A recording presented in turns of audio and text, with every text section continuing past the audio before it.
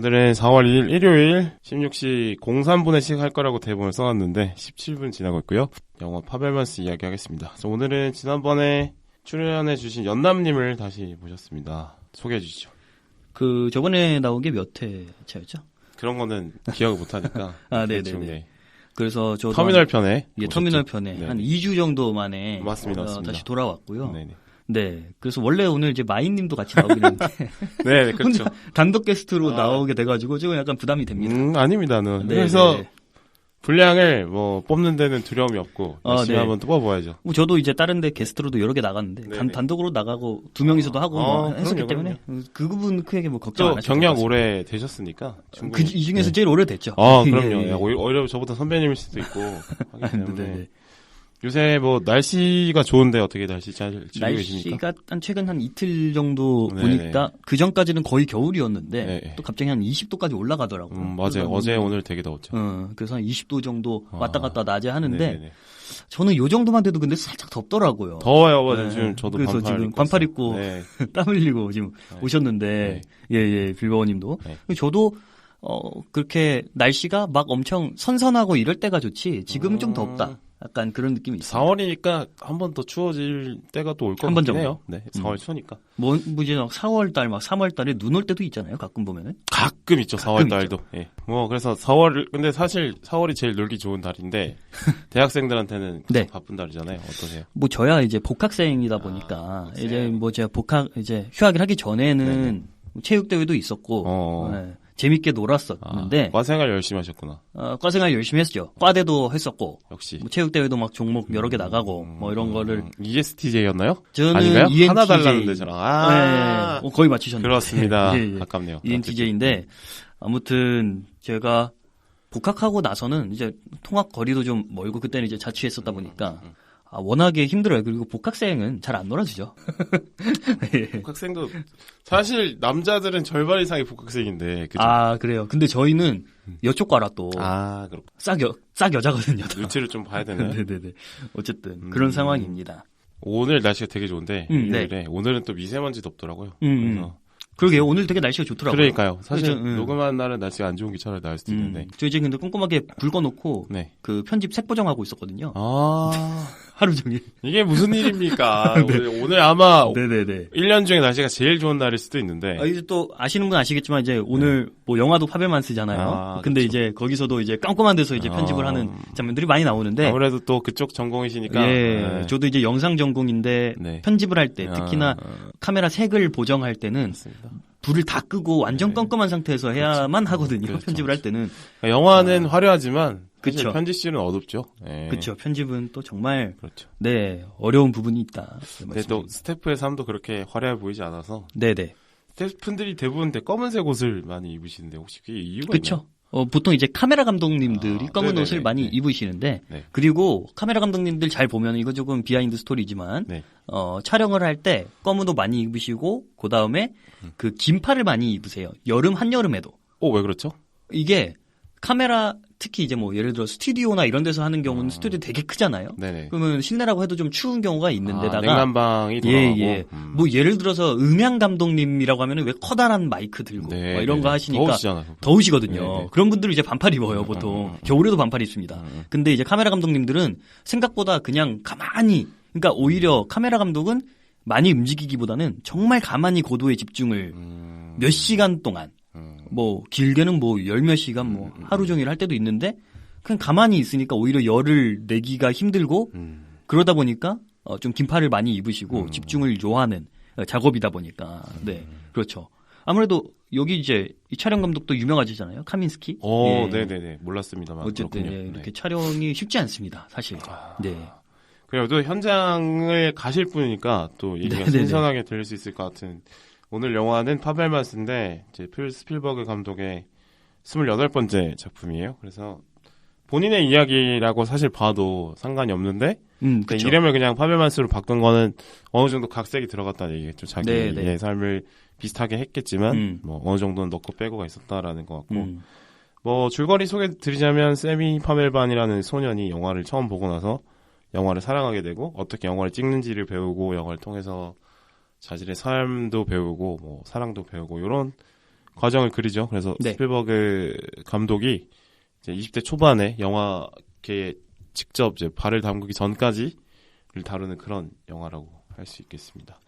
사실 뭐 이분은 왜 이렇게 영화를 만들었을까? 20대 초반까지만 설명하면 나머지의 삶은 이미 다른 자신의 필모그래피로 설명이 되어 있는 사람이라 네. 그렇게 한 것 같아요. 그죠? 약간의 자신감처럼 보이죠. 어느 순간부터 스필버그가 이제 블록버스터보다는 네네네. 살짝 뭔가 이런 자전적인 것까지는 아니어도 좀 예술 영화 쪽에 가까운 것들을 만들기 시작하지 않았었나요? 또? 더 포스트도 좀 잔잔했죠. 그죠? 최근 들어서는. 네. 뭐 근데 레디 플레이어 원도 했으니까 아직도 그쵸. 화려한 건 하실 수 있는 분인데 근데 이분 정도 되면은 이제 라떼썰 한번 풀어도 이해할 수 있는 그런 커리어를 갖고 계시죠. 그렇죠. 예. 거의 뭐 영화로 그 강연 백도 씨 같은 그런 프로그램을 찍었다 뭐 이렇게 보도 될 것 같아요. 영화 어떻게 보셨나요? 그래서 영화는 재밌게 봤고요. 네. 일단은 저도 이제 영상 전공자이기 때문에 이 이야기가 와닿는 부분이 많이 있더라고요. 저는 영화는 아니지만 네. 이 뭐 어쨌든 영상이라고 하는 작업이 비슷한 부분이 겹치는 부분이 많거든요. 촬영을 하고 편집을 하고 이런 것들을 되게 세세하게 보여주고 네네. 거기서 어떤 매력을 느끼는지도 되게 대사나 이런 걸로 막 그렇게 구체적으로 나오지 않지만 표정이라든지 행동이라든지 이런 것들로 막 세세하게 연출이 되잖아요. 이 영화에서. 그리고 이거는 뭐 나중에도 얘기하겠지만 정말 인상 깊었던 거는 본인이 결국에 마지막에 가서는 네. 그 존 포드 감독이랑 만나고 나서 네네. 이제 카메라 앵글이 이렇게 바뀌는 부분이 있는데 마지막 이제 시퀀스가 거기에서 이전에 이제 어렸을 때 찍었던 영화나 이런 것들을 지금 내가 70대 할아버지가 돼가지고 완전히 이제는 이 부분을 거의 다 마스터했다 약간 이런 느낌으로 이거 내 얘기라고 하는 거를 대놓고 보여주는 듯한 그렇죠. 그런 느낌. 네, 사실 제목을 괜찮습니다. 스필버그로 바꿔도 상관이 없으니까. 그렇죠. 뭐 사실은. 네. 재밌게 보신 것 같고. 재밌게 봤습니다. 아주 적절한 게스트를 모시지 않았나. 예. 사실 영상 전공인 걸 어렴풋이 알고 있었지만 네네. 그것 때문에 모신 건 아니었는데 네네. 모셔놓고 보니까 맞네. 영상 전공 네네. 그렇죠. 자시구나. 그래서 훨씬 보고 느끼시는 게 많았을 것 같아요. 뭐 그렇죠. 저는 뭐 영화 재밌게 봤고 저도요. 보이우드와 그 바벨론 어느 사이에 있는 그런 느낌인 것 같았어요. 그죠? 그러니까 영화를 사랑하는 소년의 성장기이기 때문에 네네네. 그 비슷한 느낌이 들었고 저는 이제 영화 좋아하긴 하지만 뭐 제작에는 한 번도 참여해본 적이 없으니까 예. 그쪽보다는 그냥 어린 시절에 나에게 인생에 어떤 계기가 있었나 뭐 이런 지금의 삶을까지 오는데 어떤 선택들이 있었을까 이런 걸 또 생각해보게 되는 좀 그렇게 봤던 것 같아요. 네네네. 한번 끊고요.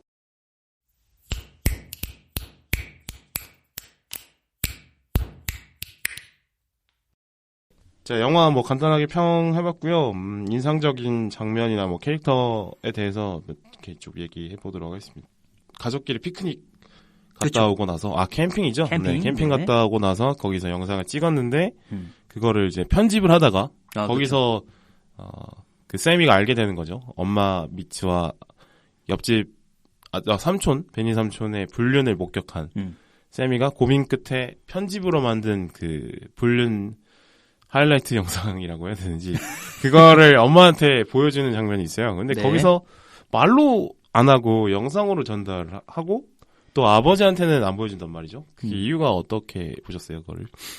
그렇죠. 뭐 이게 사실은 뭐 영화적으로 그리고 본인 실제로도 약간 그랬을 가능성도 있을 거라고 생각은 되는데 직접적으로 이제 말을 하기보다는 영상으로 하는 게 오히려 네. 제가 이제 영상 쪽에 좀 매력을 느낀 것도 그렇고 스필버그도 비슷할 거라고 생각을 하는데 이게 어쨌든 영상이라고 하는 건 인간이 가지고 있는 현재 뭔가 기술 뭐 예를 들어서 글자 뭐 말하기 뭐 이런 게 있지만 그런 것 중에서 가장 하이테크거든요. 가장 그래서 사실적으로 묘사될 수 있고 그쵸. 그래서 사실은 원래 이제 그림 그리던 사람들 화가들이 다 영화로 넘어갔다고 이렇게 알고 있어요. 저희 영화사 처음 시작할 때. 그러니까 그림이 그 전까지는 뭐 최고의 이제 그런 것들을 보여주는 거였는데 영상이 오히려 가장 잘 보여주는 수단이라고 생각을 하기 때문에 그래서 진짜 있는 그대로 오히려 더 전곡을 찌른 느낌일 수도 있다고 생각을 해요.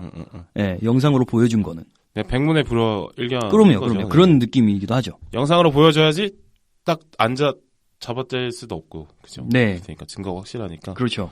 그러면은 아버지한테 말하지 않고 어머니한테 얘기한 거는 뭘까요? 저라도 좀 그랬을 것 같다는 생각은 있습니다. 네. 아무래도 이제 이전에 뭐 이렇게 엄마랑의 추억이 좀 많이 있잖아요. 예, 그러다 보니까 이제 엄마를 좀 완전히 다 이해하는 상태는 아니지만 네. 뭐 어쨌든 이런 어떤 비밀이나 이런 것들을 그래도 좀 지켜주고 싶다는 마음 아직 이해는 되지 않지만 그래서 그런 부분 때문에 아버지에게 말하지 않은 부분이 있지 않았을까? 예, 물론 이 이후에는 아버지 관련된 얘기들도 좀 나오기는 그렇죠. 하지만 뭐 어쨌든 그런 부분 때문에 얘기하지 않지 않았을까? 예, 하는 생각이 있습니다. 저는 어떻게 봤냐면 일단은 그 엄마가 아버지 대신에 다른 남자와 사랑을 나눈다는 것에 대해서 그게 죄는 아닌데 이해는 어려울 수 있잖아요. 어린 나이에. 그렇죠. 그 마음의 변화가 있을 수 있다는 걸 모르는 나이기 때문에 그거에 대한 어떤 분노를 느꼈다기보다는 그거를 아버지한테 말하면 가정이 깨질 것 같다는 건 알고 있었기 때문에 맞아요. 그걸 지키기 위해서 아버지한테 말을 할지 안 할 테니까 이제 베니 아저씨 그만 만나 라는 의미로 엄마한테 보여주지 않았을까. 그렇죠. 그런 생각이 들었어요. 그런 느낌도 뭔가 이해가 되고 네. 그렇죠. 이제 어린 나이에는 가정이 깨지는 게 무서우니까 네. 어떤 그런 부분도 이제 그렇고 여기서도 한 중학생 정도 되지 않나요? 그렇죠. 그 정도 나이죠. 네, 중학생 네네. 정도 되는데 네. 그래서 이 부분까지는 제가 그 이전에도 말했지만 가장 재밌게 봤던 영화 고이와 녹양 거기도 이제 처음에 이제 엄마의 불륜 아니고 다른 그런가요? 남자랑 이제 네네. 만나는 거를 다른 아저씨랑 이제 만나는 거를 보고 거기서부터 이야기가 좀 시작이 되거든요. 네. 그래서 좀 사실은 이 파벨만스가 좀 이게 기존 영화 문법이랑 조금 다르면서도 재미가 초반이 재밌게 흘러갔던 거는 사실 캠핑 가서 불륜 목격하는 게 저는 초반에 나왔어야 됐다고 생각을 하는데 이게 한 20분, 30분 정도 돼야 나오잖아요. 좀 더 뒤에 나오잖아요. 거의 한 1시간 정도까지 가야 나와요. 그 정도 느낌. 그러니까 그렇다면은 어떻게 보면은 그게 사실 사건의 발단이 어떤 처음으로 뭔가 사건이 시작되는 거라고 네네. 봐도 되는데 그 앞부분을 그런 사건이나 이런 것들이 없이도 재밌게 풀어냈다는 거는 일단 놀라운 점이었. 보통 이제 한 10분 내로는 사건이 나오거든요. 제일 중요한 사건이긴 한데 나중에 나온다는 거. 그렇죠. 네. 좀 나중에 나왔는데 그런데도 그때까지 지루하지 않게 풀어나갔다는 거는 좀 되게 놀라운 성과다. 아마 그런 부분을 보고 이제 뭐 여러 평론가들도 높은 평점 주지 않았을까라는 생각도 있어요. 저는 근데 뭐 그것도 맞는 말씀인데 영화 자체를 초반에는 영화를 좋아하게 되는 과정, 그 영화 제작 자체를 즐기는 과정들을 막 보여주나요? 뭐 친구들이랑 전쟁 영화 찍고, 그렇죠. 뭐 완전 어렸을 가족끼리 막 마차에서 막 바람 불면서 먹지로 막 찍고 이런 장면들, 그러니까 영상이라는 것이 즐겁기만 한 것이라고 생각했던 아이에게 영상을 찍는다는 것이 비극이 될 수 있다라는 거를 처음 알게 되는 사건이 되면서 이제 내가 영화를 찍는다는 것에 대한 어떤 생각을 더 깊어지게 만드는 계기가 되는 사건인 것 같아요. 그리고 그 세미에게 새 카메라를 베니가 선물하는데 그쵸. LA로 이사 가기로 결정이 됐을 때 예. 그때 근데 영화를 사실 찍지 않기로 결심을 하잖아요. 그렇죠. 불륜 그 사건 때문에. 네. 근데 베니가 준 카메라를 받아들이긴 하죠. 그걸 왜 어떻게 보셨어요, 그 장면? 이거는 사실 되게 이런 비슷한 게 또 이후에도 나오긴 하는데, 그렇죠? 카메라가 있다고 해가지고 네네. 모니카인가요? 그렇죠? 네네. 이제 모니카가 네네. 이제 자기 집에 카메라가 있으니까, 네. 그때도 이제 받아들이잖아요. 네. 그래서 요거는 좀 되게 심오하게 뭐 받아들일 수도 있겠지만. 진짜 영상을 좋아하는 사람들은 새로운 장비가 있으면 눈이 돌아갑니다. 이건 진짜 현실에 있는 이건 진짜로. 예, 그러니까 베니가 진짜 미울 거 아니에요. 그죠? 그럼요. 예. 하지만 네네. 근데도 새 장비는 못 참는다. 예. 돈도 돌려주잖아요, 또. 그렇죠. 그렇죠. 예. 그렇죠. 사는 것처럼 하긴 네네. 네. 그래서 저는 되게 베니가 착하다. 엄청 좋은 아저씨다. 근데 애한테 상처를 주긴 했잖아요. 그렇긴 하지만. 네, 뭐. 네네. 그렇군요. 근데 그것도 충분히 이해가 돼요. 저는 사실 그 장비에 대한 욕심도 분명히 있을 거라고 생각이 들긴 했어요. 예. 그것도 있겠지만, 근데 벤이라는 사람이 그 불륜의 상대가 아니었다라고 하면 본인에 있어서 유년 시절을 행복하게 만들어주는 사람 중에 한 명이기 때문에 그것에 대한 정도 있어서 만약에 카메라를 안 받으면 이 사람과 영영 멀어질 것 같은 그런 뭔가 좀 이중적인 감정이 들긴 하는 거죠. 그래서 미안한 마음에 받긴 받되 이제 자존심이 있으니까 돈을 좀 주는 뭐 그런 거 아니었을까 생각을 하긴 합니다. 이렇게 보면 결국엔 이제 가장 중요한 사건을 만드는 이 베니, 그러니까 엄마 미츠가 왜 베니를 버트 대신에 선택을 했는지 이건 어떻게 보셨어요? 글쎄, 저는 이거는 뭐 뭐 다른 영화에서도 뭐 이런 소재들은 뭐 많이 나오고 현실 생활에도 많이 있는 얘기들이라고 생각은 하는데 네. 이거는 근데 사실 아마 자전적인 이야기니까 크게 각색을 안 했을 거라고 생각을 하기도 하거든요. 근데 되게 웃긴 장면이 있잖아요. 원숭이 네네, 원숭이 키우는 거. 갑자기 집에 돌아갔더니 이제 원숭이 네. 이제 키워가지고 원숭이 이름을 또 베니로 짓고 뭐 이럴 정도로 네. 정신적으로도 좀 많이 힘들어하고 이 정도라면 이렇게 선택하는 게 맞다고 저는 사실 생각은 해요. 네, 네. 그래서 그 정도로 좋아하면 그 정도로 좋아한다면 그래서 이거는 어쨌든 그럼 뭐 가족이나 이런 것도 중요하지만 이 사람이 미치가 되게 좋은 사람으로 나오는 느낌은 아니긴 한데 약간 좀 철없게 묘사가 네네네. 되기도 하죠. 네. 뭐 그러긴 한데 어찌됐건 본인 선택 그리고 이런 어떤 사랑이라는 감정을 어떻게 사실 뿌리칠 수 있는 부분은 아니기 때문에 그래서 사실 그런 부분이 어떻게 보면 이후에도 조금 비슷하게 나오긴 하지만 이 영화에서 이런 어떤 사랑이라는 소재도 이런 식으로 여러 가지 좀 모습을 보여주는 장치 중에 하나로 좀 쓰이지 않았나라는 생각이 좀 있습니다. 저는 뭐 그 미츠라는 사람만 좀 생각해 보면 사실 이제 사랑이 되게 중요하고 인생에서 멋있는 감정 중에 최고라도 할 수 있지만 사랑만으로 많은 걸 할 수는 없긴 하거든요. 그러니까 나이를 먹어가면서 현실적인 선택 혹은 뭐 내가 지금 하고 있는 역할들 때문에 사랑이 뒤로 밀리는 일들이 사실 많아지는 게 많고 사실 그렇게 많이들 하실 거고. 네. 더군다나 미츠는 내 세 명의 아이의 엄마니까 그 쉽지 않았을 텐데도 사랑을 선택하는 건 어떻게 보면 더 되게 용기 있다라고 생각을 하긴 했는데 정말 현실에 잘 없는 것 같긴 했어요. 왜냐면 버트가 만약에 나쁜 남편이었다 이러면은 이해가 될 수 있는데 그렇죠. 근데 그런 것도 그렇지 않기 때문에 더 이해가 안 되는 거예요. 그러니까 버트가 잘해주고 가장으로서 역할도 잘하고 또 뭐 퇴근해서는 또 아이들에게 관심도 가져주고 이런 걸로 묘사가 됐기 때문에 그러니까 버트의 단점을 그렇게 묘사하지 않고 그냥 그런 얘기는 하죠. 그냥 버트가 너무 미츠에게 좀 너무 대단한 사람이어서 부담이 된다? 뭐 이런 얘기를 했었는데 그것 때문에 그러니까 버트가 잘못한 게 따로 없는데 그럼에도 베니가 더 좋아서 베니를 선택한다는 건 정말 쉬운 선택이 아니라고 생각이 들었어요. 저는 나이가 들면서 더 대단한 것처럼 보였어요. 사실 사랑 없이 사는 사람도 되게 많긴 하니까. 그렇죠. 네. 그런 사람들도 되게 많고. 그렇죠. 어쨌든 미국은 워낙에 이혼율이 높잖아요. 그래서 제가 알고 있기로는 거의 절반이 하지 않을까요? 그렇죠. 전체 그렇죠. 부부에 뭐 거의 그 정도니까. 그렇죠. 사실 근데 이때는 이제 옛날이니까 좀 달랐을 좀 건데. 덜 했을 거예요. 그렇죠. 좀 덜 했을 것 같긴 한데 그런 좀 문화적인 차이도 조금 있을 것 같아요. 어떻게 보면은 요런 어떤 이혼까지 가는데 어쨌든 결국엔 그렇죠. 예. 그런 부분이 이때 당시 그리고 지금이랑 비교하면 좀 다르긴 하지만 좀 문화적으로 봤을 때는 그렇게 막 특별한 일은 또 아닐 수도 있다. 예, 뭐 이런 생각도 좀 듭니다. 뭐 서로 버트도 결국엔 받아들이고 보내주는 그쵸. 걸 하니까. 버트도 사실 뭐 베니하고 관계가 아예 없는 게 아니잖아요. 네네네. 그러다 보니까 네네. 그렇게 막 엄청 막 미워한다 뭐 이런 건 아니었을 수도 있다. 근데 버트 입장에서는 진짜 짜증나죠. 내가 뭐 가정에 뭐 아이도 내가 다 아빠인데 좀 아이들도 가 있고 베니가 아무리 친구라도 나보다 능력이 떨어지는데 남자로서는 그거 되게 자존심 상할 수 있는 일이라고 생각하는데 너의 사랑의 선택이니까 이해한다 이런 마인드도 사실은 뭐 아무리 미국이고 뭐 개인주의라고 해도 그거는 상당히 어려운 선택인 것 같아요. 그렇죠. 버트도 대단하다 이런 얘기를 하고 싶네요.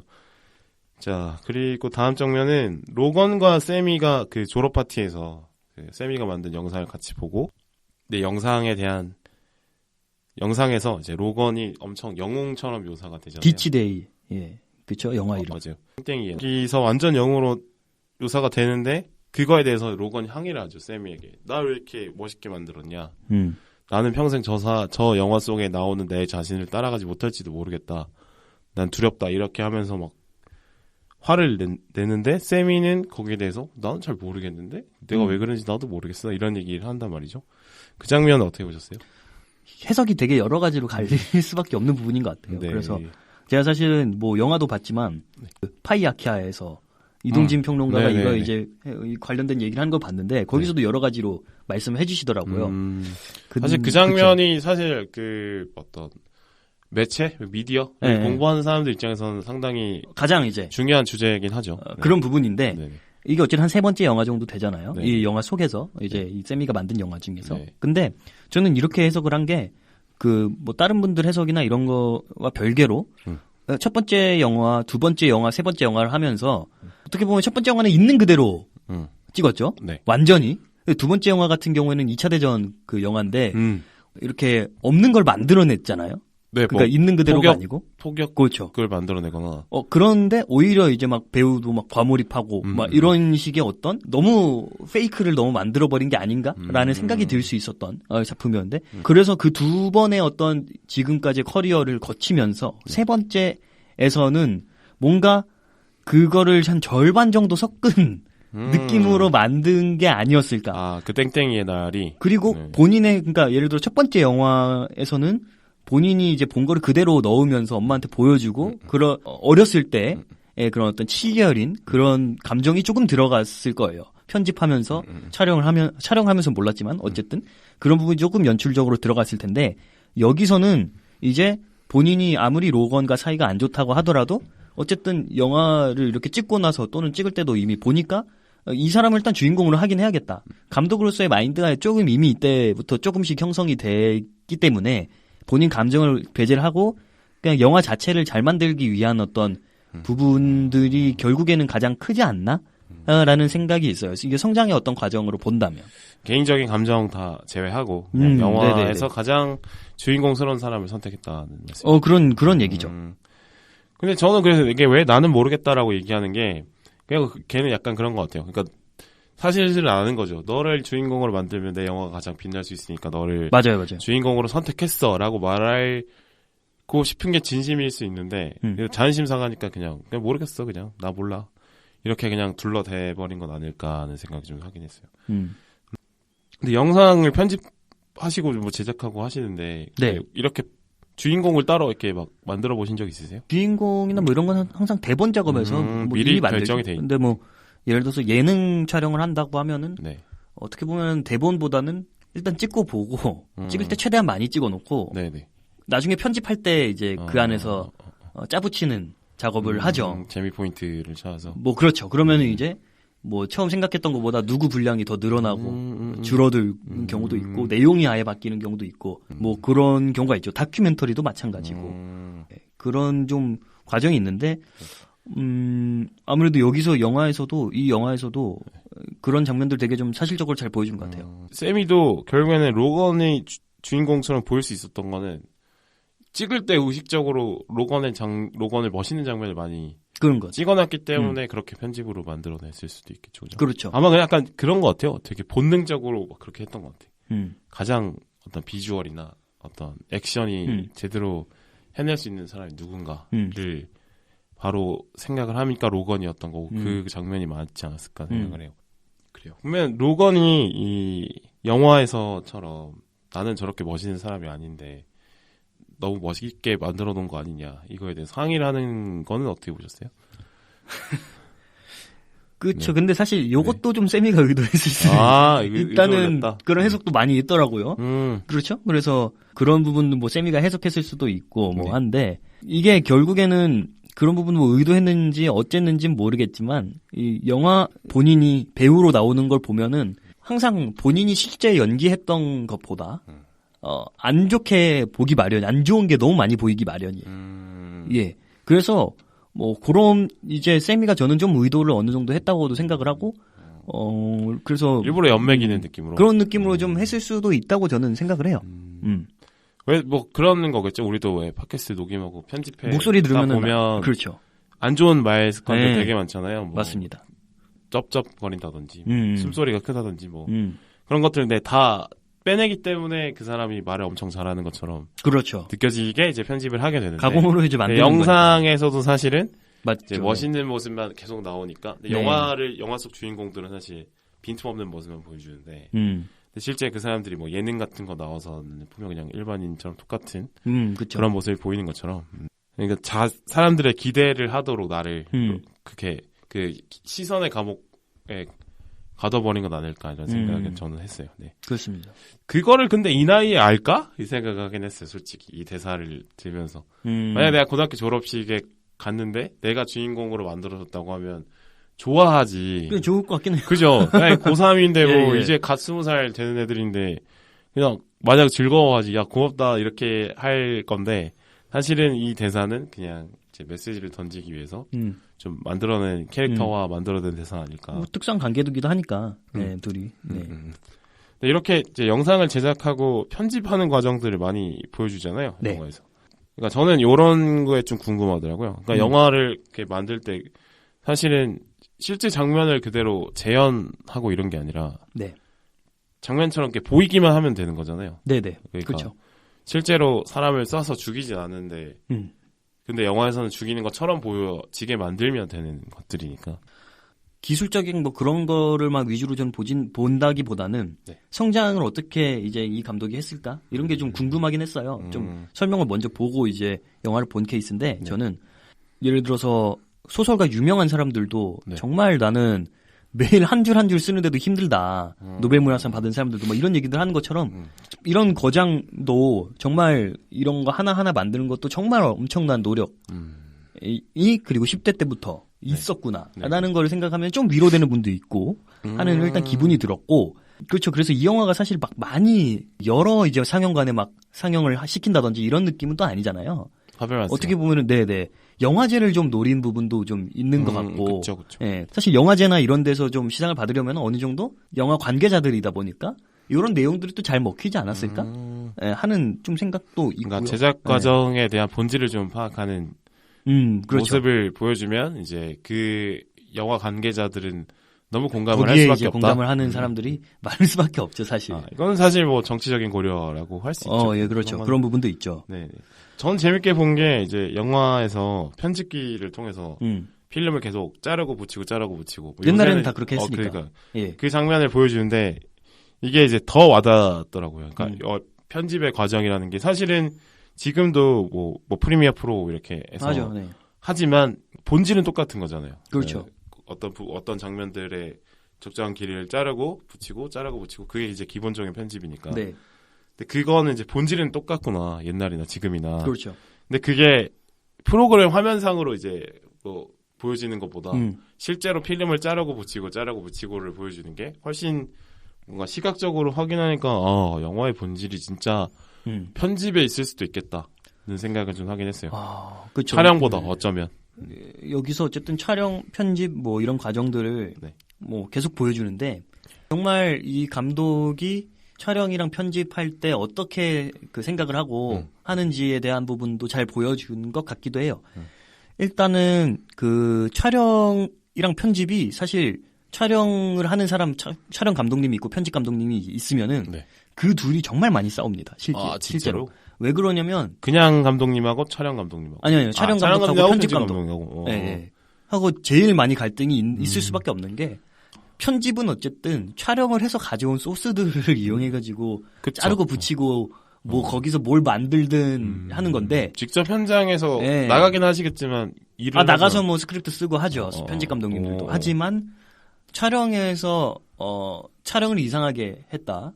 포커스가 나갔다든지 뭐 여러 가지 이슈가 있다, 문제가 있다라고 하면은 어떻게 해도 재촬영 말고는 편집을 할 수가 없어요. 그러니까 편집을 뭐 어떻게 막 메꿀 수 있겠지만 그 두 개는 거의 한 몸처럼 움직이는 거죠. 촬영이랑 편집은. 그렇죠. 그래서 영화 제작이라고 하는 거를 딱 나눠서 생각하기보다 근데 여기서는 세미가 혼자 다 하지만 그렇죠. 거의 혼자 다 하죠. 뭐 그래서 그런 부분들을 거의 이제 촬영부터 편집까지 정말 공들여서 만든다는 것도 느꼈고 어떻게 보면은 이제 첫 번째 영화를 만들 때는 촬영을 했는데 몰랐던 걸 편집해서 알게 되고.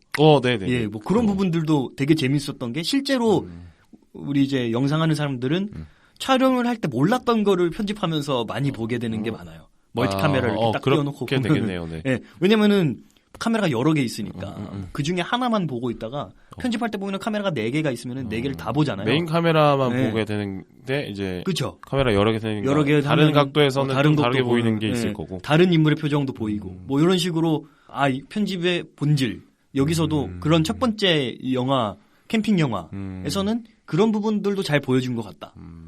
그러면은 제가 질문 드릴게.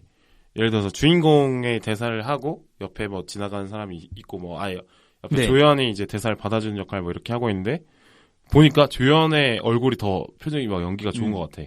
이러면은 이제 편집에서 살릴 수도 있고 뭐 이렇게 돼. 실질적으로 거죠. 그런 경우가 많이 있죠. 드라마에서도 사실 드라마에서는 그런 경우가 흔치는 않은데 뭐 예를 들어서 그 예전에 이제 이정재 배우 같은 경우에 TV 드라마에 이제 데뷔를 했던 게 모래시계 같은 작품인데 저도 보지는 않았습니다만 이제 그건 이제 뭐 수업이나 이런 거에서 틀어줬어가지고 봤는데 예시로 시청각 자료로 보셨구나. 그렇죠. 시청각 자료로 봤죠. 근데 이제 이정재 배우가 뭐 지금도 사실은 좀 그런 이슈가 있지만 약간 대사의 매력이 없어요. 어떤 목소리의 매력이 좀 떨어지는 배우 중 하나라고 이제 뭐 교수님 말씀이긴 하지만 뭐 그렇게 볼 수도 있다고 생각해요. 그때는 더 그랬을 것 같아요. 그때는 이제 연기력에 대한 지적이 있을 때니까 그때. 또 송승헌 씨도 마찬가지로 그 신동엽 씨랑 나왔던 남셋 여셋. 네, 어쨌든 그런 드라마 보면은 송승헌 씨랑 아니면은 이제 이정재 씨 뭐 이런 분들은 화면만 나오고 대사가 없어요. 대사가 있을 때 오히려 신동엽 씨를 보여준다든지 뭐 이런 식으로 일부러 약간 꼬아서 편집을 하더라고요. 아, 대사는 다른 배우의 대사가 나가고 있는데 얼굴은 그쵸. 다른 배우를 보여준다는 거죠. 실질적으로 뭐 대본을 보면은 송승헌 씨도 대사가 꽤 있었겠지만 다 자른 거죠, 사실은. 어떻게 보면. 그래서 얼굴만 나오고 뭐 리액션만 나오고 이정재 배우도 마찬가지로. 무슨 말인지 알겠어요. 네. 그거를 뭐 촬영 때 이미 알게 되는 경우도 있지만 보통은 그런 거는 편집 때 잡아내는 경우가 많아요. 봤는데 얘는 좀 너무 별론데 이러면 그러니까 촬영 때 못 잡아내는 어떤 흠결 같은 거를 뭐 그런 거는 편집에서 잡아내는 경우들이 거죠? 좀 있죠. 그래서 편집 감독들이 정말 고생했을 수 있겠다. 이런 경우를 보면. 그러니까 실제로 그 영화도 찍어놓고 후반 작업이 훨씬 오래 걸린다고. 뭐 그렇죠. 하니까 그죠. 그만큼 편집이 중요한 거죠. 영화는 더 걸리죠. 후반 작업이. 영화 같은 경우는 한 장면 한 장면을 버릴 게 없이 꽉꽉 써야 되니까 그죠. 프레임 단위로 이렇게 나눠가지고 하시니까 영화는. 이거는 또 제가 못 듣는 얘기 같아요. 네네네. 잘못인 것 같습니다. 그래요. 그래서 어떻게 보면은 그 편집기 새로 사고 또 그 편집기에 적응해서 또 편집하고 이런 장면들이 여러 번 나오는데 그게 오히려 저는 영화 후반으로 갈수록 편집에 대한 어떤 강조를 더 많이 하는 것 같아요. 초반에는 그냥 촬영을 많이 해놓은 과정을 많이 주는데 후반으로 갈수록 편집의 마술에 대해서 얘기를 하는 것 같아서 초반부는 촬영에 대한 중요성, 후반부는 편집에 대한 중요성을 얘기하면서 촬영과 편집 모두 중요하지. 그 둘 다 나는 다 잘하지. 뭐 이런 느낌. 그렇죠. 그거 이제 거의 마지막에 보여주기도 했고 한데 실제로 저는 이제 영상 쪽이지만 이제 영화 쪽 수업도 들었을 때 마인드가 다르더라고요. 어허. 왜냐면은 드라마 같은 경우는 매주 이렇게 막 위클리로 나가거나 시트콤이 심지어 매일 데일리로 나가는 경우도 있잖아요. 그렇죠. 그러다 보니까 그냥 있는 거를 그냥 그대로 갖다 붙이고 자막 넣는 것밖에 할 수가 방송이랑 없어요. 영화랑 아예 편집에 접근하는 방법이 다른 거죠. 방법이 다르고 시간 투자도 다르고 퀄리티도 다를 수밖에 없는데 영화는 사실 뭐 최근에 우리 제임스 카메론 같은 감독을 보더라도 제임스 카메론 감독은 편집하는데 몇 년이 걸리잖아요. 그렇죠. 거의 그렇죠. 촬영을 다 해놔도 그리고 본인이 내고 싶을 때 그냥 내는 거잖아요. 영화는. 맞아요. 그게 가능해요. 왜냐하면 영화는 어떤 편성이라는 게 없고 그냥 그렇죠. 뭐 납기가 따로 정해지지 않으니까. 뭐 그렇죠. 물론 뭐 투자사에서 막 압박을 할 수도 있겠지만 어쨌든 그런 게 없고 퀄리티를 위해서라면 시간을 충분히 투자할 수 있기 때문에 최대한 편집에서 정말 세세하게 다듬을 수 있기 때문에 편집의 중요성이 영화는 더 크죠, 사실은. 그래서 이제 영화가 가끔 감독판이 따로 나오는 경우가 그런 의미에서 있는 것 같긴 하네요. 킹덤 오브 헤븐도 보면 감독판이 훨씬 재밌다고. 그래요? 네, 하더라고요. 네네네. 근데 뭐 할리우드 같은 경우는 이제 그러니까 감독이 찍어놨다고 하더라도 그 제작 배급 이쪽에서 편집을 따로 하기, 편집권을 따로 갖고 있기 때문에 그래서 원래 의도했던 감독의 의도와 나중에 영화가 나왔을 때의 느낌이 아예 달라지는 경우들이 있는데, 그런 경우 그거 킹덤 오브 헤븐이 그런 사례였다고 하더라고요. 보면은 편집을 한 명이 맡아서 하면은 그 본인이 봤을 때는 재미가 있어도 또 이게 어쨌든 편집이라고 하는 거는 마스터 최종적으로 상업적으로 팔려야 되는 거를 이제 또 마스터로 내야 되기 때문에 그거를 정말 편집이라는 건 혼자 하기가 좀 힘든 부분이 있어요. 내가 보면은 객관화가 안 되는 게 좀 있어가지고 최소한 몇 명이 더 내가 다 했다고 생각하더라도 거기서 한 번 더 잘라주는 게 사실 되게 도움이 되죠. 어떻게 보면. 그러니까 시나리오부터 거의 사실 공동 작업 요새 많이 하잖아요. 많이 하죠. 근데 편집할 때도 어떻게 보면은 더 좋은 아이디어의 편집이 나올 수 있는 거니까. 아까 말씀드린 것처럼 뭐 영상과 음원을 분리해서 편집을 한다든지 아니면 네네. 영상에 효과를 주는 것도 그쵸. 어떻게 효과를 줄 것이냐. 컷 넘길 때 그쵸. 어떤 효과로 넘길 것이냐. 뭐 그런 것도. 그래서 사실 이 영화에서도 마찬가지로 나오지만 어쨌든 많은 분들이 영상 편집을 할 때 있어가지고 되게 기술이라든지 막 화려하게 막 효과 빵빵 터지고 막 이런 것들이 되게 중요할 거라고 생각을 하지만 뭐 제임스 카메론 같은 경우에는 그런 거 되게 중요하기도 하지만 전환될 때 효과 뭐 그런 것도 되게 중요하죠. 물론 뭐 CG라든지 이런 것도 중요하지만 이 영화에서도 나왔듯이 이 영상 작업할 때 편집할 때 가장 시간이 많이 들고 오히려 가장 힘든 거는 그냥 단순 컷 편집. 그죠. 제일 중요한 것 같은데 컷 편집이. 중요하기도 중요하고 컷 편집이 가장 어려운 것 같아요. 사실 효과나 이런 거는 금방금방 합니다. 어떻게 보면. 뭐 넣기만 하면. 그냥 뭐 넣기만 하면 뭐 되고 하니까 그냥 뭐 막판에 그냥 뭐 하면 금방금방 하는데 이게 컷 편집이라고 하는 거는 이 사운드도 우리가 팟캐스트 또 편집을 하셨으면 아시겠지만 사운드도 이제 물린다고 하죠. 대사 뒤에 대사가 이어지고 하면 자를 수가 없고 뭐 이런 어떤 문제도 있고 뭐 컷도 마찬가지로 샷이 뭐 여기서 저기로 갔을 때 크기가 뭐 같다거나 뭐 이러면 또 붙일 수가 없고 여러 가지 막 애로사항이 너무 많아요. 그래서 이제 진짜 컷 편집하기가 어렵긴 합니다. 영상은 한 차원 더 높은 고민을 해야 되는 거군요. 그렇죠. 이제 뭐 사운드도 중요하고 뭐 비디오도 중요하고 뭐 여러 가지를 뭐 고려를 해야 되니까. 스토리도 중요하고요, 당연히. 그러니까 음원 편집하는 거는 사실 뭐 2차원 방정식이라고 하면 영상 편집은 뭐 3차, 4차 방정식. 그렇죠. 한 3차, 4차 정도 되죠. 영상 편집은 너무 많이 안 해봐가지고. 영화는 더 심할 게, 예를 들어서 디렉터스 컷 같은 거를 우리가 가끔 보더라도, 한, 뭐, 4시간, 5시간 막 한 경우도 있잖아요. 근데, 실제로 촬영하면은 소스가 막 10시간 넘어가고 막 그런데 그거를 1-2시간을 줄여야 되는 작업이거든요. 머리 그러니까 터지겠다. 그거는 어떻게 보면 편집이라는 거 뭘 만들어내는 것보다도 그냥 뭔가 덜어내는 그쵸, 빼가는 과정이니까. 근데 그게 더 어려운 게 이거를 제작사가 원하는 길이 이 정도로 맞춰가지고 잘라야 되는데 그것도 스토리라인이 손상이 안 되게끔 잘라야 되니까 내가 처음 썼던 대본에서 이야기가 벗어나지 않고 자르는 방법? 정말 어렵죠, 그 자체가. 그래서 영화가, 그래서 대사도 압축적이고, 그렇죠. 화면도 상당히 압축적으로 써야 되는 게 당연한 거고. 그렇죠, 그렇죠. 그거를 이제 컷 편집할 때도 같은 장면도 왜 1초를 쓰고 넘어갈 때도 있고, 아니면 좀 길게 줄 때도 있잖아요, 같은 장면도. 그렇죠. 그 표정, 이 주인공의 표정을 얼마나 더 강조할 것이냐를 놓고 이제 1초를 줄까, 2초를 줄까, 3초를 줄까, 이런 것까지 다 고민해야 되는 거니까. 이제 영화는 편집의 뭐 마술이다 뭐 이런 얘기를 들어본 것 같은데 그게 어느 정도 이해가 되긴 하네요. 그래서 사실 제가 이제 지난주에 물론 저희 방송이지만 위플래시랑 라라랜드를 오셔서 하셨잖아요. 그 위플래시 사실 뭐 라라랜드도 뭐 대단한 작품이지만 저는 사실 위플래시를 더 재밌게 보긴 했었는데. 네네.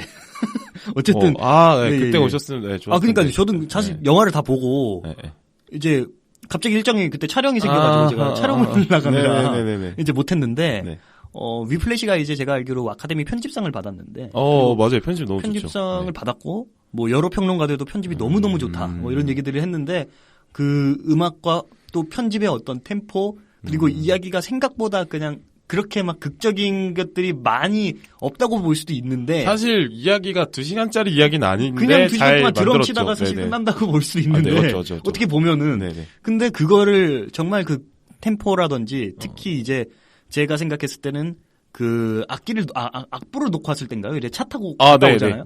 그 거기서의 이제 노래와 그 다음에 갔다 오는 거를 이제 시간도 교차로 보여주고 하는 어떤 부분에서의 편집 실력 또 캐러반 연주할 때의 마지막 그리고 시퀀스 마지막에 하는 것도 위플래시랑 캐러반을 하잖아요. 거기서도 그 드럼을 미친 듯이 치는 그 장면 그런 것들로 거기서 시먼스와 그렇죠. 플래처 교수와 네네네. 그 드러머 이게 뭐지? 어쨌든 지금 얼굴을 계속 보여주면서 긴장감 확 끌어올리는 저거를 그게 편집이 되게 잘 된 거구나. 촬영도 되게 잘한 거죠, 사실. 촬영도 그거를 다 끊지 않고 한 번에 해야만 이게 편집을 할 수 있거든요. 노래가 들어가는 편집 같은 경우는 특히나 더 그래서 정말 쉽지 않은 작업이었겠구나 하면서 동시에 정말 잘한 편집이구나 라는 생각이 사실 들기도 했어요. 제가 이제 그 영상 전공을 한 적도 없고 뭐 이래가지고 전혀 들을 수 없는 얘기인데. 네네네. 나 감사하게 잘 듣고 있습니다. 자, 그러면은, 장면 얘기는 마지막으로 이 얘기 하면 좋을 것 같은데, 그 보리스 할아버지인가요? 그쵸. 그 할아버지가 와서 가족과 예술은 함께 갈 수 없다. 이런 얘기를 해요. 그래서 사실 그렇기도 한 게 영화 속에서 얘기가 나오는 게 엄마 미츠도 그 피아노에 재능이 있지만 가족을 선택했기 때문에 그 재능을 살리지 못했고 그래서 결국엔 가족 예술이 양립이 안 된 사람이고 보리스도 이제 예술을 선택했기 때문에 그 사람은 가족이 없는 사람이 된 건데 이 말을 어떻게 생각하셨어요? 동의가 좀 되시나요? 가족과 예술은 함께 할 수 없다라는 부분이 글쎄요. 근데 이게 좀 반은 좀 맞고 반은 좀 틀릴 수도 있다고 생각은 해요. 같이 함께 하는 사람도 있긴 있죠. 그럼요. 있긴 있어요. 그런 부분도 있어가지고 뭐 어떤 의미인지는 알 것 같아요. 근데 이제 뭐 예술을 하는 사람들은 사실은 혼자 지내는 경우들이 많거든요. 어떻게 보면. 그렇죠. 그래서 그리고 또 예술계에서 탑을 찍은 사람들은 특히나 약간 본인만의 세계라든지 이런 게 있기 때문에 동종업계 사람들과 막 안 친한 경우들도 되게 많아요. 완전 외로운 사람. 혼자 고민하고 그런 하는 시간들이 많다 보니까. 그렇죠. 아티스트들이 좀 그런 경향들이 있어서 아무래도 그런 것들을 좀 빗대서 말한 게 아닐까. 사실 그것도 아까 말했던 그런 위플래시 그 주인공도 비슷한 케이스죠. 사실 친구 많이 없잖아요. 그 친구가. 그렇죠. 그래서 그런 부분들도 좀 생각을 하게 만드는. 근데 저는 또 그런 걸 생각했어요. 가족은 약간 가족이라는 단어로 얘기했지만 현실적인 삶. 그렇죠. 그러니까 뭐 경제적인 안정이나 경제나 이런 것도 뭐 신경 써야 되고 주변 친구들 인맥 관리도 되면서 좀 안정적으로 사람이 살아갈 수 있는 그런 삶을 얘기할 거냐 아니면 예술은 남들이 쉽게 닿지 못하는 그 경지에 도전하는 그런 마음들 그걸 좀 상징하는 것 같기도 했어요. 그러니까 단순히 가족과 예술 이런 게 아니라 그래서 안정적이면서도 창작을 하는 건 상당히 어려울 수 있다. 네네. 그래서 너는 분명히 둘 중에 하나만 선택을 해야 될 것이다. 그래도 따라가겠냐 이런 거를 좀 경고하듯이 말하는 것 같은. 근데 또 예술 쪽에서 자기만의 성취를 이루면서도 안정적인 삶을 살려면은 대박을 쳐야 되잖아요. 네네. 그게 뭐 음악이든 뭐 미술이든 뭐든 정말 소수의 사람만 두 가지를 다 갖게 되는 필드이긴 같긴 해요. 그렇죠. 뭐 사실은 그래서 그거에 대해서는 뭐 여러 가지 생각이 있고 하겠지만 저도 막 진짜 막 탑클래스인 사람들 중에서 물론 막 이런 걸 같이 챙기는 사람도 있지만 아닌 경우가 많은 것도 사실이라고도 생각을 첫 번째로 하는데 그렇다면은 예술이라는 게 사실 뭐 경쟁이거나 이런 게 아니고 사실 그래서 영화제도 비경쟁 영화제도 있고 하는 것도 그런 이유잖아요. 그래서 그런 의미에서 봤을 때 이게 뭐 꼭 성공을 하는 것 자체를 왜 예술로 생각하지라는 거에 대한 근본적인 의문점이 사실 있어요. 너무 이제 인생을 하나의 문장으로 설명하는 건 당연히 그렇죠. 들릴 수 있는 경우들이 많이 오히려 어떠한 이제 다른 부분보다도 경쟁성이 없어야 되는 게 사실 예술일 수도 있는 건데 각자의 그렇죠. 다양성을 존중해줘야 되니까. 그런데 그런 거를 이제 너는 성공했네 안 했네 이렇게 나누는 것도 조금 웃긴 기준일 수 있다라는 생각도 좀 듭니다. 이제 영화 안쪽 얘기는 많이 해본 것 같고요. 마지막으로 이제 연남에게 묻는다 시간인 것 같은데. 예. 사실 거의 1대1 인터뷰 느낌으로 되고 있어요. 그죠? 네네, 그렇죠. 그 창작을 하고 있는 걸 배우시고, 이제 그렇죠. 앞으로도 하실 건데, 창작한다는 거에 대한 어떤 창작을 스스로 어떻게 정의하고 계세요? 사실 저 같은 경우에는, 지금에 와서는 이제 하려고 하는 건 팟캐스트를 계속 하려고 하는 생각은 있어요. 저도 그래요. 네. 저도 팟캐스트라는 걸 창작을 계속 하고 싶은 마음도 있고 하긴 한데 영상이 좋아서 어쨌든 영상 쪽으로 왔는데 그러니까 이게 영상을 만든다는 게 하면서 지금 여기 영화에서도 마찬가지지만 저랑 되게 비슷하다고 느낀 부분이 많았어요. 힘든데 하지만 이게 내가 뭔가를 만들어 가는 과정도 그렇고 뭐 어떤 게임을 하거나 이런 거보다도 재미있다고 느낄 때가 있어요. 힘들어서 오히려 재밌게 하고. 느껴지는 거일 수 있잖아요. 그렇죠. 뭐 진짜 밤새 가지고 몇 박 며칠을 촬영과 편집을 해도 그거 자체가 재미가 있거든요. 또 어떤 그 끊을 수 없는 게 있고 그래서 사실 영화계나 방송계도 마찬가지지만 영화계가 이제 그 왜 기생충이 좀 유명했던 게 처음으로 노동법을 지킨 영화다 국내에서. 네, 그렇죠. 네, 그런 얘기가 있었는데 52시간을 지킨 그만큼이나 이제 노동법도 안 지키고 그만큼 그 현장이 정말 그런 걸 지켜지기가 너무 어렵다는 거죠. 너무 어렵고 물론 지켜져야 되죠. 물론 노동법이랑 이런 거 지켜져야 되지만 실제로 거기 필드에 있는 사람들이 얘기를 들어보면은 오히려 아니다 나는 이걸 하는 게 즐겁기 때문에 밤새서 뭐 이렇게 하는 거를 좋아하는 사람들도 꽤 있거든요. 차라리 그냥 몰아쳐서 하는 게 예술 아니야? 그런 거 그렇게 생각할 수도 있고 있겠대요. 뭐 아닌 사람들도 되게 많아요, 사실. 어쨌든 그래서 그런 부분들이 좀 묘한 게 좀 있는 것 같아요. 영상이라는 게 뭔가를 만드는 거기 어쨌든 뭔가 만드는 거기 때문에 일이면서도 취미이기도 하고 뭐 복합적인 어떤 활동일 수 있다. 그러니까 네. 예술 창작도 결국에는 이제 산업이기도 하고 누군가에게 일자리이기도 하기 때문에 그러니까 어느 정도 루틴이 필요하긴 하지만 근데 그러나 예술에서 출발한 일이라서 또 예술적인 것도 고려하지 않을 수 없어서 그렇죠.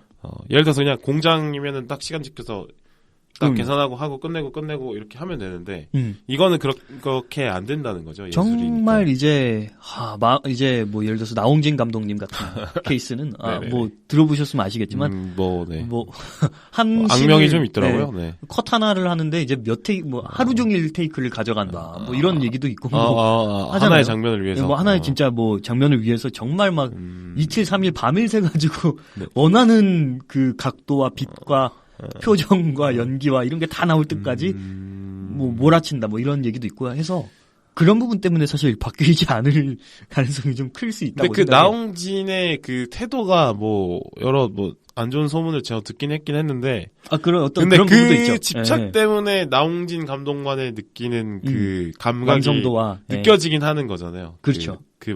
저 사람 좀 치열하게 찍긴 하는 것 같다는 느낌 이 영상에서 느껴지는데 그래서 이제 영화계는 그래서 어떤 라인을 따라갈 수밖에 없는 것 같아요. 나홍진 감독은 나홍진 감독 라인이 다 있고. 그렇군요. 뭐 예를 들어서 지금 여기 스필버그 같은 경우에도 뭐 계속해서 카민스키 촬영 감독 그다음에 편집 감독도 똑같은 사람들 계속해서 항상 똑같은 감독들 그리고 그 음향 감독 그 존 누구죠? 어쨌든 그분이랑 같이 해가지고 거의 바뀌지 않아요. 사단이 몇십 년째. 그만큼 이제 호흡을 새로 맞춘다는 게 엄청 어려운 일이군요. 쉽지 않죠. 근데 우리나라 영화 감독들도 보면 왜 촬영 감독 똑같이 계속 그대로 하시고, 가죠. 그럼요. 그 라인들이 다 있고. 그게 다 이유가 있구나. 그렇죠. 그런 어려움들이 있으나 뭐 그만큼 가치가 높아서 많이들 하고 계시는 것 같아요. 그리고 뭐 이거는 좀 별개의 얘기지만 사실은 영상 그렇다고 하더라도 영화가 되게 예술의 어떤 지금 아까 말씀드렸던 것처럼 현재 가장 하이테크의 어떤 예술이라고 생각을 해요. 예술 작품이라고 생각을 해요. 그래서 좀 거기에서 어떤 자부심을 가지는 것도 좋긴 하지만 저는 좀 경계해야 될 부분은 너무 이제 선민의식을 가져서도 안 되는 부분도 좀 있다고 생각을 해요. 나 예술하는 사람인데 뭐 그렇죠. 저에 대해서 아세요? 이런 느낌으로 가는 거. 그 사실은 그거는 기존 클래식 뭐 예술을 하는 사람들도 순수 예술을 하는 사람들도 마찬가지로 가져야 될 정신이긴 한데 유난히 영상 쪽에 그런 사람 너무 많은 것들 예를 들어서 뭐 촬영대 같은 분들이 많군요. 그런 분들이 많고 촬영을 하는데 뭐 예를 들어서 지나가는 행인이 막 시끄럽게 하면은 뭐 사실 그 사람도 자기 사는 곳에서 그냥 하는 건데 뭐 무조건 오히려 그분이 그럴 만한 자격이 없는데 그렇죠. 불구하고 근데 뭐지 나는 이제 숭고한 예술하는 사람이니까 뭐 약간 이런 느낌이 있고 마찬가지로 이제 뭐 초보 감독이 막 하면은 평가도 막 안 좋게 막 한다든지 그런 이제 약간 자부심이나 이런 것들이 현장에서 오래 계신 분들이 꽤 있죠. 젊은 감독이 오면 뭐 쟤도 뭘 알아 이런 느낌으로 뭐 그런 것도 많고 좀 폐쇄적이고 좀 선민의식이 있는 부분들이 조금 있는데 그런 것들도 이제 저도 이제 영상 쪽에 있었다 보니까 뭐 그런데 바뀌어야 될 부분도 좀 있다고 생각을 해요. 근데 그만큼 이제 힘든 걸 버티는 사람들이 갖는 자부심들이 또 있으니까. 그렇죠, 그렇죠. 뭐 해병대 나오신 분들이 자부심 있는 거랑 비슷한 거 있죠. 그렇죠, 그렇죠. 네, 뭐 그런 거 여러 가지들이 있잖아요. 네네네. 그런 심리들이 많이 있을 것 같긴 하고 또 그런 어떤 자부심 이런 거 없으면 못 버티는 그것도 그만큼 힘들고 어려운 부분들. 그러니까 독립투사분들이 상당히 뭐 사료 같은 거 찾아보면 옷도 되게 깔끔하게 입고 다니시고. 그렇죠. 그 되게 자신을 엄격하게 절제하지만 그만큼 자부심이 있는 건 그 힘든 걸 스스로 버텼기 때문에 이런 자부심들을 말씀들 하시는 건데, 그래요. 이게 남들이 쉽게 접근하지 못하는 걸 노린다는 거는 그만큼 많은 걸 포기해야 가능한 것 같긴 하다. 그런 생각을 합니다. 그만큼 사실 어렵거든요. 여기 영화에서도 그렇죠. 마찬가지로. 네네.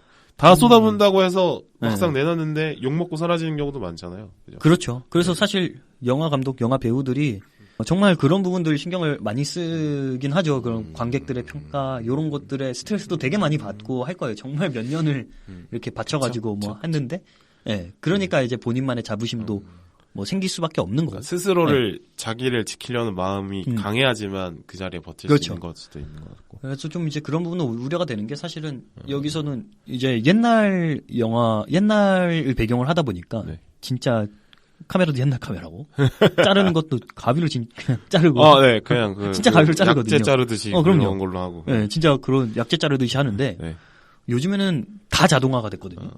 심지어는 뭐 카메라 감독, 음향 감독, 그다음에 편집 감독은 이제 일자리가 없어질 수도 있는 게 그냥 AI가 자동으로 뭐 인물 따라가지고 카메라 초점도 잡아줄 수 있고. 그럴 것 같은데요.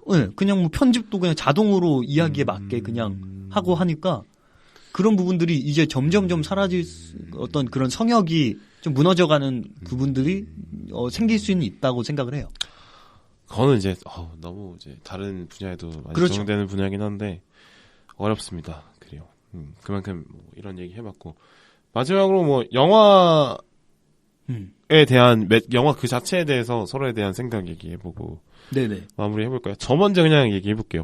저는 그냥 일반 관객으로 영화를 보니까 그냥 영화가 글쎄 제 생각을 계속 자극시켜주는 그런 매체라고 생각해요. 그러니까 뭐 여러 가지 경험들이 저를 많이 성장시켜주긴 하는데 한 2시간? 나의 2시간을 온전히 집중하게 만드는 그런 매력이 있는 게 영화 말고 아직도 있을까 싶긴 하고 또 그 집중한 2시간 이후에 또 찾아오는 또 생각을 정리하는 그 시간들이 그 과정에서 저는 좀 되게 재밌게 느껴지긴 하거든요. 그러니까 이렇게 뭐 영화 보고 감상을 정리하고 또 팟캐스트 만들면서 또 정리하고 이런 과정들 속에서 되게 제가 스스로 좀 깊어지는 걸 느낄 때가 있어서 그런 의미에서 좀 재밌는 것 같아요. 그러니까 뭔가 요리로 치면은 아주 좋은 재료 같은 느낌이에요.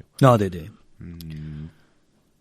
연남님한테는 좀 다를 것 같아요. 저는 업에가 좀 가까워 있으니까. 관객으로서 말씀을 드렸으니까 저는 좀 그래도 근방에 있는 사람으로서 말씀을 드리자면 사실 제가 이제 방송 영상 전공이어서 뭐 체육대를 하든 뭘 하든 영화과랑 라이벌이거든요.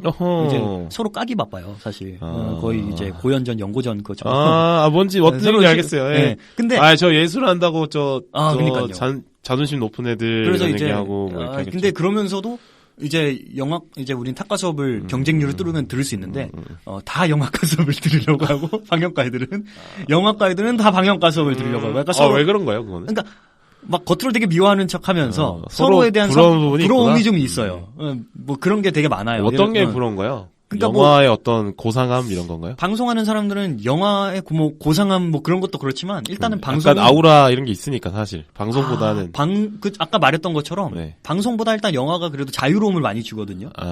어쨌든 시간의 압박이 덜하니까. 우리 방송은 심의가 있고 편성이 있고 이러니까 할 수 있는 것도 제한이 되고 뭐 여러 가지 제한이 뭐 있기 마련인데 뭐 시간적으로도 부족하고 한데 영화는 그래도 뭐 거기까지 되기가 힘들지만 본인이 하고 싶은 게 있으면은 다 할 수 있잖아요. 어느 정도는. 그쵸. 그래서 그러기 때문에 영화판에 대한 어떤 그런 막 선망이나 이런 게 조금 어느 정도 기저에 있긴 하죠. 그렇죠. 안 해본 것에 대한 어떤 호기심들은 다들 있으니까. 반대로 이제 영화과에서도 방송을 좀 하고 싶어하는 애들은 너무 영화라는 장르에 치우쳐서 하기보다는 이것저것 뭐 다 하고 싶어요. 예능도 하고 싶고 뭐 이런 마음이 있으니까 또 하시는 경우도 있고요.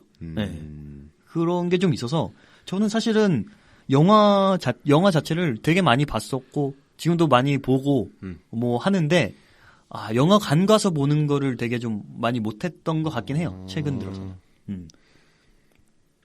그래요. 영화관에서 가기 좀 어려우니까. 네. 돈이 너무 비싸져가지고. 아, 너무 비싸기도 하죠. 그래요. 그러면 마지막으로 질문 하나 하면서 얘기해볼까요? 뭐 이게 스필버그에게 영화가 어떤 운명처럼 다가오고 자신의 사명이다 이렇게 얘기하는 것처럼 저는 보였거든요. 네. 자신의 평생을 걸어서 해야 될 일이 나는 영화야라고 얘기하는 영화 같았어요. 이 파벨만스가. 뭐 혹시 연남님에게 자신의 어떤 사명이나 어떤 천직이다 이렇게 느껴지는 일들이 있어요? 혹시? 너무 그렇게 생각하면 너무 스트레스를 받으니까 없으면 없는 대로 또 생각을 하긴 하고 저는 뭐 여러 가지 생각이 있고 한데 특히 창작을 하는 거에 있어서 뭐 이전에 완전 위플래시 그런 봤을 때 그런 얘기랑 반대되긴 하지만 막 엄청 누군가 쪼고 되게 막 압박하고 이래서 천재가 되는 뭐 사람들도 있지만 지금 기본적으로 창작은 오히려 나태로움에서 나온다고 생각을 하거든요. 게으름에서. 왜냐면은 내가 뭔가 막 특히 대본 뭐 우리가 아까 말했던 기술적인 촬영 편집 이거는 어쨌든 대본에 이어서 나오는 건데 창작은 사실 대본이거든요. 그렇다면 대본을 쓸 때는 내가 아무리 컴퓨터 앞에 앉아가지고 막 두들겨도 생각이 안 나오던 게 누워서 게임하고 있을 때 나와요. 그럴 때 있어요. 실제로 그렇고 예술가들도 그렇게 얘기하는 사람들 되게 많거든요. 아니면 걷다가 갑자기 생각이 난다거나. 그래서 저는 막 스트레스 받으면서 하는 것보다도 정말 좀 여유를 즐기면서 하고 싶은 마음은 사실 있어요.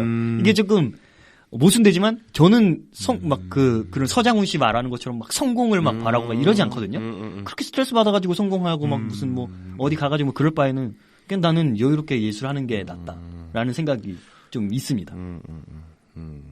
저는 뭐 사명처럼 생각하는 일이 뭐 계속 있다가 없다가 하는 것 같긴 한데 뭐 다 같이 뭔가 호흡을 맞춰서 뭔가 작품을 만들어내는 게 재미는 있는 것 같아요. 그러니까 제가 20대 때 스포츠를 주로 많이 했는데.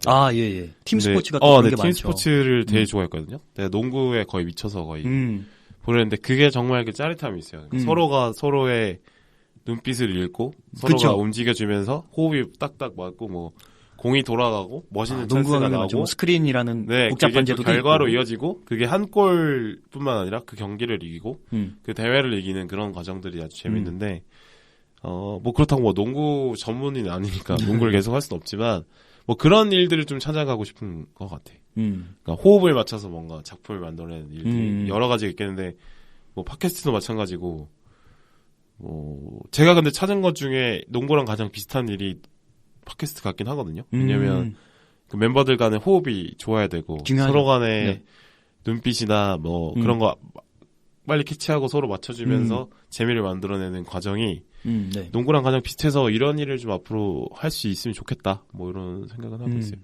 뭘 해야겠다는 오히려 나를 힘들게 하는 것 같아. 그냥 이런 추상적인 어떤 개념으로 정리만 해놓고 그런 일을 평생 뭐 찾아가는 거가 중요하지 않나 이런 생각을 해봐요. 뭐 농구 얘기를 하니까 사실 최근에 이게 뭐 주제로도 다음 주제로 추천드리는 게 뭐 농구 영화가 워낙 많이 리바운드랑 에어 나오죠. 리바운드, 에어, 뭐 최근까지 슬램덩크, 뭐 이런 농구 영화들 되게 많이 나오다 보니까 영화판에서 농구 부분이 좀 일고 있지 않나? 그래요? 그런 생각이 들어요. 그냥 개봉작이 좀 개봉작이 좀 많으니까. 스포츠 중에 야구나 축구, 농구 이게 제일 유명한 세 개라고 하면 스튜디오 형태로 운영되는 거는 농구가 제일. 그러니까 농구 경기장이 보면 NBA 구장 같은 거 보면 조명 엄청 많고 그렇죠. 엔터테인먼트 엄청 많고 그렇죠. 그다음에 농구 선수의 운동 그 움직임을 제일 가깝게 잡을 수 있거든요. 그렇죠. 그러니까 축구 경기를 보면은 사실 대부분 멀리 잡고 있어서 그렇죠. 야구는 보이지도 않아요. 그렇죠. 야구는 그래요. 근데 농구는 좀 가까이서 계속 찍어도 되거든요. 그래서 제일 어떻게 보면 영상미가 넘칠 수 있는 거는 농구라는 생각을 하긴 해요. 어쨌든. 그리고 이제 인물도 축구, 야구 너무 많아서 다 등장시키기 그것도 농구는 5명이니까 뭐 식스맨까지 하더라도 그렇게 많지는 않으니까. 그렇죠. 그러니까 코트 위에 10명밖에 없으니까. 그리고 뭔가 딱 포지션만 봐도 캐릭터를 나타내기가 쉬워요. 그런 것도 그렇죠. 뭐 가드, 뭐 센터, 포워드 뭐 이런 식으로. 그러니까 영화도 보면은 뭐 힘을 줄 수 있는 캐릭터가 주연 뭐 그렇죠. 2명에다가 조연 몇 명에 해서 대여섯 명 안에서 끝나잖아요. 10명, 11명 할 수 없죠. 드라마가 아니니까. 근데 농구도 뭐 비슷하죠. 그렇죠. 그래요. 뭐 이런 얘기까지 이런저런 해봤고. 네네. 네. 원래 사실은 갑자기 이제 녹음 인원수가 원래는 4명으로 출발했는데 그 이분이가 안 된다 그래서 3명이 됐다가 그래서 어쩌서 2명까지 왔는데 그래요. 그래도 우리가 길게 했는데요. 해냈어요. 네, 저는 아주 고맙고요. 우리 연남님이 자기 얘기 많이 해주셔가지고 네네. 제목을 거의 그냥 연남 인터뷰로 해놔야겠다. 그러니까요. 지금 다음 방송에서 목이 안 나올 것 같은데 좀 쉬세요 다음 방송. 네. 알겠습니다. 뭐 소감 뭐 있으시다면? 일단 뭐 다행이고 다행히 이제 뭐 제가 사실 혼자 이렇게 해도 이렇게 무사하게 마칠 수 있어가지고 일단 다행이고요. 네. 자부심 가지셔도 좋을 것 같습니다. 네. 또 전문 분야 얘기니까. 그렇죠. 그래도 다행인 거는 제가 좀 재밌게 봤고 제 필드에 있었던 경험을 좀 얘기할 수 있었던. 너무 좋았어요. 부분들이 있어가지고. 그렇죠. 다행이었다. 말씀드리겠습니다. 뭐 파벨 세미 파벨만에 대학 갔으면 이제 연나님처럼 되는 거니까. 저는 뭐 그 정도. 네네네. 네. 저는 뭐 그 영상 관련을 뭐 관심은 있지만 배워본 적이 없는 사람 입장에서는 아주 흥미롭게 재밌는 얘기 많이 들었습니다. 네네네. 감사하고요. 이제 뭐 급하게 한번 마무리 좀 해보도록 하겠습니다. 자, 감사합니다. 감사합니다.